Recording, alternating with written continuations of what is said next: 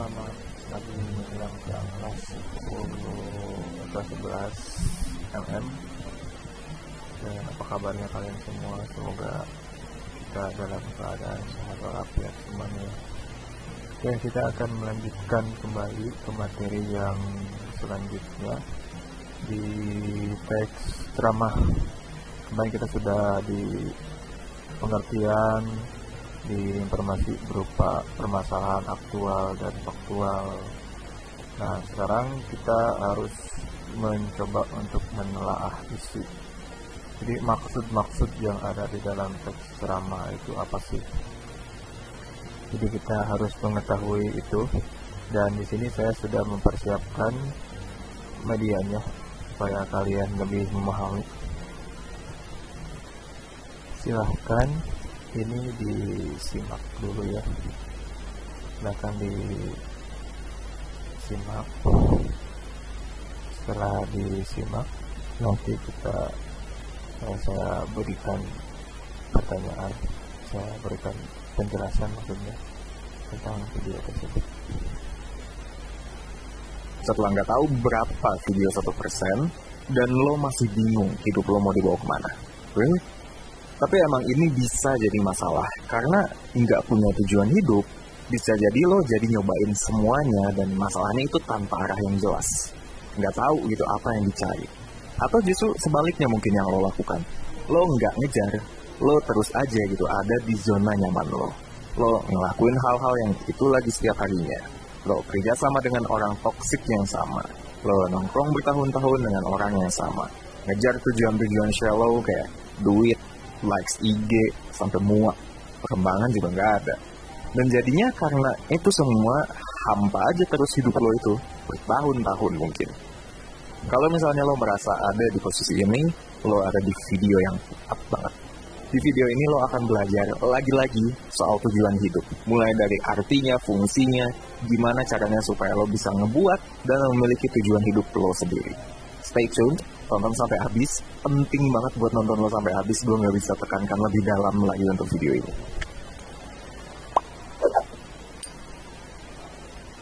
Oke, let's get started. Ada beberapa konsep di psikologi yang cukup mirip sama tujuan hidup. Hari ini gue mau pakai pendapatnya Ryan dan Dicey dalam penelitian mereka di tahun 1985. Mereka mengeluarkan sebuah teori bernama Self-Determination Theory. Di teori ini mereka ngomongin soal purpose. Nah, apa tuh kalau misalnya kata mereka di sana? Sederhana banget sebenarnya. Purpose atau tujuan adalah kebutuhan psikologis manusia untuk melakukan sesuatu yang bermakna untuk orang lain. Jadi, kalau menurut di sini, lo dikatakan punya tujuan hidup kalau lo terdorong untuk melakukan sesuatu yang bermakna. Tapi nggak cuma buat diri lo sendiri maknanya, buat orang lain juga, buat emak bapak lo, buat bini lo kalau misalnya lo punya, buat dunia, dan seterusnya. Makanya nih ya, di teori ini, purpose ini ada nama lainnya, relatedness. Tapi ini definisi yang menarik kalau menurut gue. Lo coba lihat definisinya. Di situ gue bilang bahwa tujuan itu adalah sebuah kebutuhan psikologis. Nah, ini menarik banget. Banyak orang yang nggak tahu nih, kalau misalnya selain kebutuhan fisik, kita juga punya kebutuhan psikologis. Dan namanya juga kebutuhan. Kalau misalnya nggak dipenuhin, ada konsekuensinya. Kalau lo nggak makan, ya lo lapar. Kalau misalnya lo nggak punya tujuan hidup, lo ngerasa hidup lo ada yang kurang. Walaupun kebutuhan fisik lo semuanya terpenuhi. Ada ketidakpuasan di sana. Ada kehampaan di sana. Kalau bahasa psikologinya, subjective well-being lo kurang baik. Overall, lo nggak bahagia aja gitu. Bahkan kalaupun secara kasat mata, hidup lo baik-baik aja. Dan sebelum gue lanjut, gue mau curhat. Ketika gue dapat skrip ini, dan lagi ngedit, karena semua videonya 1% itu berdasarkan skrip, gue jujur sangat-sangat ragu buat bawain topik ini lagi. Kenapa? Karena gini, 1% udah ngebawain beberapa kali topik soal tujuan hidup. Spesifiknya soal mencari tujuan hidup. Dan for me, mencari tujuan hidup itu emang susah, tapi straightforward. Ya lo eksplorasi banyak hal, udahnya lo kembangin satu skill yang lo paling minatin sampai lo punya skill yang gak bisa diremehin di situ. Dan dari situ lo akan dapetin tuh kesempatan-kesempatan dari kemampuan lo, yang kalau misalnya lo manfaatin, akan sangat berguna buat orang-orang yang lo sayang, yang lo peduli. Dan udah, itu tuh. Itu adalah video 15 menitan tentang tujuan hidup, gue simpulin dalam cuma 2 kalimat. Tapi again, lo balik lagi ke sini, lo nanya lagi, ke sini lagi. Dan gue jadi mikir, terus apa masalahnya? Apa video-videonya 1% itu kurang jelas buat bilang gitu atau gimana? Tapi pas gue tonton videonya, nggak juga, clear juga toh gitu. Tipsnya clear kok ke situ. Dan karena gue dalam beberapa waktu juga sempat jadi mentor eksklusifnya di 1% Mentoring, gue menemukan bahwa ya basically, kenapa kayak gitu? Karena orang-orang bergelut sama 2 hal. Yang pertama, tidak yakinan. Dan yang kedua adalah emang somehow nggak mulai-mulai aja perjalanannya. Gue nggak mau bilang orang malas, karena malas itu biasanya byproduct dari sesuatu yang ada di hidup dan otak lo. Tapi ya manifestasinya jadinya kemalasan. Dan masalahnya, kalau misalnya lo bergelut terus gini ya di sini, lo nggak mulai-mulai nih. Dan tadi gue udah bilang juga, tujuan hidup itu juga kebutuhan hidup itu. Makin lama lo nggak mulai, makin lama lo kelaparan, makin dalam kehampaan lo, makin surut motivasi hidup lo. Terus ya, gimana? Jadi dari curhatan ini, dan sebelum gue lanjut, sebelum gue menjelaskan lebih dalam, gue mau mempertegas 2 hal sama lo. 1, tujuan hidup itu nggak akan datang tanpa usaha. Dan kedua, lo nggak bisa usaha kalau lo nggak mulai. Pokoknya gue mau lo mulai. Dan hari ini, gue mau ngebahas hal-hal yang bisa lo abaikan aja, supaya lo benar-benar mulai. Oke? Yang pertama, apa yang lo bisa abaikan? Bakat. Gini, kalau lo sendiri emang tahu bakat lo apa, gue cukup yakin lo nggak akan ada di posisi sekarang. Dan yang cukup sering gue hadapi, mungkin menti gue, mungkin temen gue, itu adalah perkataan kayak gini. Gue bingung tujuan hidup gue ini apa, karena gue nggak tahu bakat gue apa. Which is nggak gitu sebenarnya mekanismenya. Gini. Ketika kita ngomongin soal tujuan hidup, di konteks theory self-determination yang kita lagi ngomongin ini, tujuan hidup sama mastery itu nggak bisa dipisahin emang. Dua-duanya berhubungan dan saling berkontribusi satu sama lain. Tapi yang harus lo tahu, lo itu sebenarnya bisa punya mastery dimanapun. Nggak tergantung sama bakat lo. Halangan lo itu dalam mastery itu cuma 2 hal. Yang pertama, physical constraint. Kayak misalnya, lo mau jadi pemain basket tapi lo pendek. Ya susah. Yang kedua, waktu. Kalau lo disuruh menguasai satu hal dalam batasan waktu tertentu, itu juga bisa jadi halangan. Karena nggak semua orang bisa belajar secepat itu. Dan yang ketiga, ini tambahan sebenarnya, kalau dulu ada yang lain, sumber pembelajaran. Tapi ini makin nggak relevan. Kenapa? Teknologi. Terus ya udah, bakat itu bukan penentu lo bisa jago atau enggak di situ. Penentunya apa? Usaha. Dan oleh karena itu, ketika lo ngomongin soal tujuan hidup, ya jangan mikirin soal bakat. Seriusan, lo itu bisa aja jago dimanapun, asal lo usaha, take your time. Nah, bahkan ya, halangan yang waktu, itu kalau misalnya lo emang niat, lo bisa akalin. Kalau misalnya lo emang gak bisa belajar cepat, lo butuh lama gitu untuk belajar satu hal, ya belajar aja lebih lama. Kalau dalam satu hari lo belajar 2 jam belum ngerti, ya belajar aja 4 jam. Again, straightforward tapi susah. Oke, itu pertama. Yang kedua, passion. Kalau misalnya lo baru mau mengejar mastery nanti gitu ya, pada saat lo ngerasa udah seneng sama kegiatan itu, you're going to have a bad time. Balik lagi ke teori self-determination. Jadi di SDT, kependekan dari self-determination theory, itu ada 3 kebutuhan psikologis manusia. Purpose, mastery, dan autonomy. Purpose sama mastery itu kita udah bahas lah sekilas. Kalau autonomy itu adalah perasaan merasa memiliki kontrol atas output hal yang dikerjain. Dan kalau ketiga hal ini terpenuhi, misalnya 3 hal ini terpenuhi di kerjaan lo, dan lo kerja sebagai sales gitu. Lo merasa lo jago di situ, lo merasa lo bisa berkembang, lo merasa lo punya purpose yang kuat di situ, dan lo merasa lo punya kontrol di situ, lo akan dapetin motivasi intrinsik. Apa itu? Motivasi intrinsik itu adalah rasa termotivasi buat melakukan sesuatu yang emang datang karena lo seneng sama ngelakuin itu. Dan itu tuh kedengarannya kayak apa coba? Kayak passion kan? Karena emang iya, that's passion. Dan kalau kayak gitu kelihatan kan jadinya, lo kejar dulu 3 kebutuhan psikologis lo ini, baru setelahnya lo dapetin sebuah passion. Ada banyak banget hal yang lo bisa strategiin selain mikirin apakah lo emang dari sananya senang sama kerjaan ini atau enggak. Apakah kerjaan ini passion lo atau bukan. Banyak yang lo bisa pikirin. Lo bisa mikirin lo mau belajar dari mana, lo bisa mikirin lo mau belajar sama siapa, dan seterusnya. Pikirin aja itu. Kalau lo mau guideline, apa aja yang kudu dipikirin, lo kudu ikut mentoring 1%. Mentoring 1% itu adalah program konsultasi online one-on-one bersama mentor 1% dengan tujuan untuk nyelesain berbagai masalah yang lo sedang alami. Termasuk salah satunya, yang lo kudu siapin di perjalanan lo untuk mencapai tujuan hidup ini apa. Lo bisa ngobrol dengan mentor-mentor 1% yang udah lihai di bidang mereka, udah terlatih, dan gak cuma ngobrol, lo juga akan dapat hasil interpretasi tes psikologis. Sampai lo bisa dapat juga personalized worksheet, di mana semuanya itu akan ngebantu lo untuk pertama, refleksi diri, dan yang kedua adalah mengenal diri lo supaya lo bisa menjadi pribadi yang lebih baik. Mana caranya supaya gue bisa berguna di sini? Dan selain itu, dengan mastery lo akan jauh merasa punya kontrol atas hasil kerja lo. That's autonomy, seperti yang tadi kita udah bahas. Dan dampaknya dari situ berarti lo akan jauh lebih mudah untuk melengkapi 3 kebutuhan psikologis lo kalau misalnya lo start with mastery. Oke? Jadi, kan kenapa lo nggak start lewat purpose aja langsung gitu? Karena ada cara yang lebih straightforward, ada cara yang lebih gampang. Lewat mastery. Nah, terus udah sebenarnya. Kalau gue perhatiin emang 3 hal itu sebenarnya yang terlalu kalian banyak pikirkan. Kalau misalnya kalian ada pikiran lain, lo boleh komen di bawah. Kalau misalnya gue ada waktu, gue balas. Tapi gini, tema utama dari seluruh ceramahan gue dan omelan gue hari ini itu adalah belajar. Lo nggak punya tujuan hidup, ya belajar sesuatu. Lo nggak ngerasa senang sama kerjaan lo sekarang, pelajarin lebih dalam.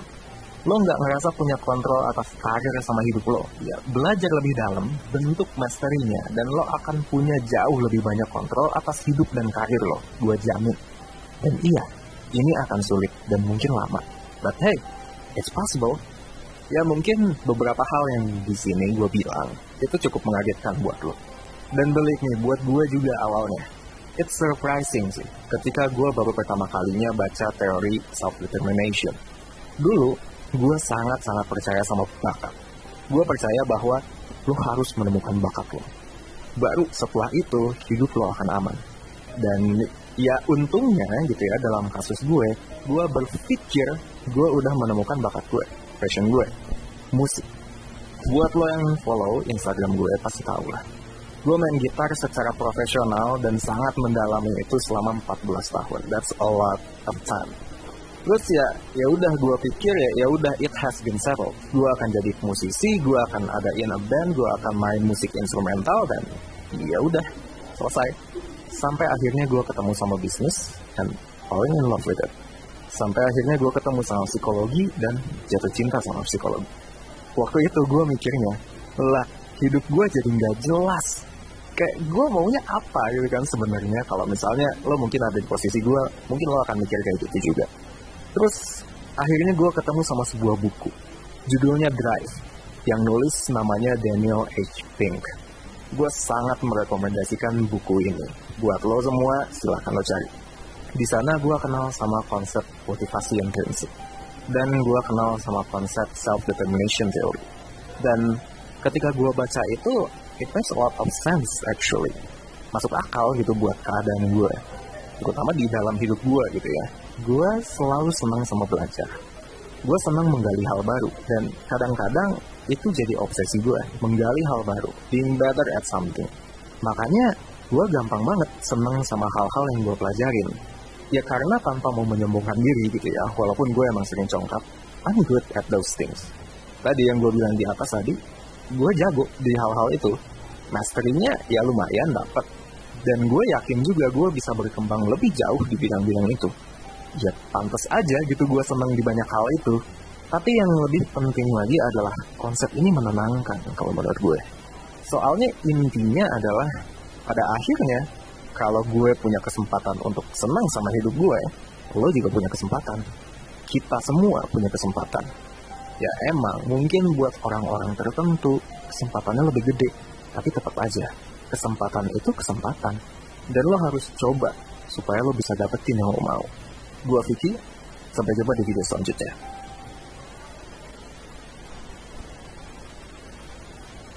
Oke, kita sudah menyimak video tersebut. Jadi di dalam video tersebut itu menceritakan atau isi yang ada di dalam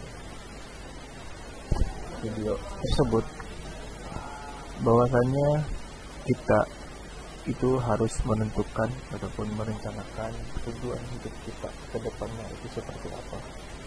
Ini harus kita rancang dari awal, dan kita juga harus mencoba untuk tidak berlaku atau tidak mendewakan dulu si bakat, karena tadi yang disampaikan bahwa bakat itu memang ya kalau dia ketahui sendiri, kalau orang itu sudah mengetahui bakatnya ya gampang. Tapi kalau misalkan orang itu tidak mengetahui bakatnya dari awal ya susah, itu membutuhkan waktu yang lama.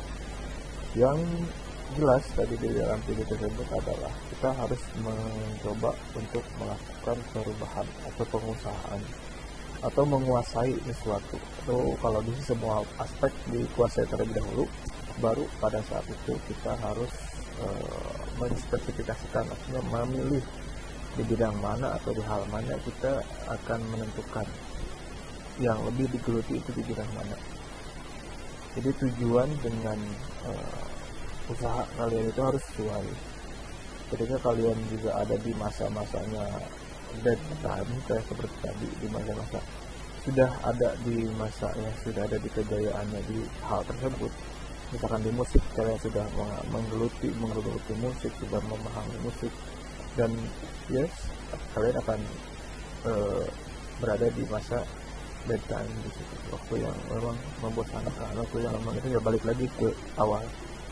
Purpose kalian itu mau seperti apa, tujuan hidup kalian ya kembali lagi membuat tujuan baru, karena tujuan yang lama sudah tercapai, ya mengulang lagi dari awal seperti itu. Jadi tidak menutup kemungkinan untuk kedepannya tujuan yang ada di dalam hidup kalian adalah apa yang kalian pikirkan dan apa yang kalian usahakan, karena usaha itu biasanya tidak akan mengkhianati hasil. Betul, itulah yang ada di dalam video yang tadi sudah saya putarkan, yang ini yang tadi diputar. Nah, kita masuk di materi kalau mengenai telaah.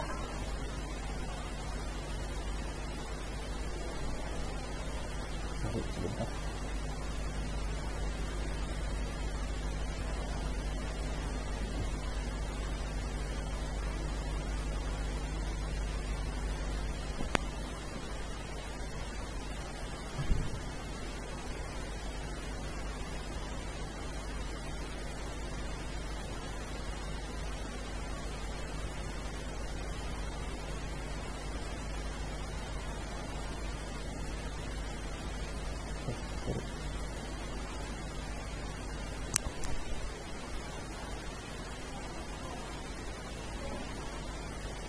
Oke, jadi kita masuk di sini ya, di telaah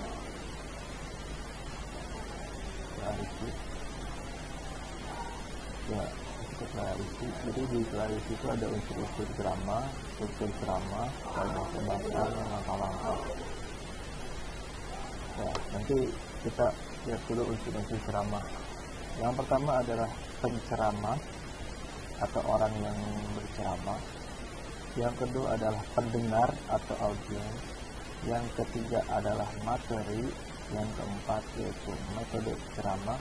Yang kelima adalah media ceramah sendiri. Nah, kalau pembicara secara otomatis dia harus terserah itu mau perempuan atau mau itu, dia harus memahami materi tersebut. Harus ada pendengarnya, entah itu pendengar secara langsung ataupun tidak langsung. Ada materi yang disampaikan, ada apa yang disampaikan oleh si penceramah tersebut. Metode yang disampaikan adalah metode dialog atau metode apa yang digunakan sebagai metode untuk memudahkan pendengar untuk memahami, dan media ceramah untuk membincang atau membantu si penceramah untuk memberikan pemahaman kepada si pendengar. Selanjutnya yaitu ada struktur. Strukturnya ada pembuka, isi, dan penutup. Pembuka, assalamualaikum, sampai sambutan. Isi berarti masuk mengenai topik. Penutup biasanya berisi simpulan atau penegasan terhadap isi yang sedang dibahas. Oke, yang selanjutnya ada kaidah kebahasaan. Ini ada kalimat imperatif. Pada ceramah biasanya mengandung kalimat yang berisi perintah atau larangan. Jadi kalimat perintah atau kalimat imperatif. Selanjutnya ada kata ganti, yang di sini disebutkan kata ganti orang pertama tunggal atau orang kedua jamak atau sapaan. Selanjutnya kata-kata teknis atau peristilahan, jadi diistilahkan dengan topik yang dibahas dalam ceramah ini, disesuaikan kata-kata peristilahan dengan topik yang dibahas. Selanjutnya kata kerja yang jelas. Kata kerja itu persepsi, apeksi, dan kognisi. Nanti dijelaskan lebih lanjutnya di materi penulisan. Kalimat majmuk bertingkat, ada majmuk setara dan ada majmuk bertingkat, nanti kita jelaskan juga. Oke, terima kasih sudah melihat atau menonton materi ini. Kurang lebihnya mohon maaf. Assalamualaikum warahmatullahi wabarakatuh.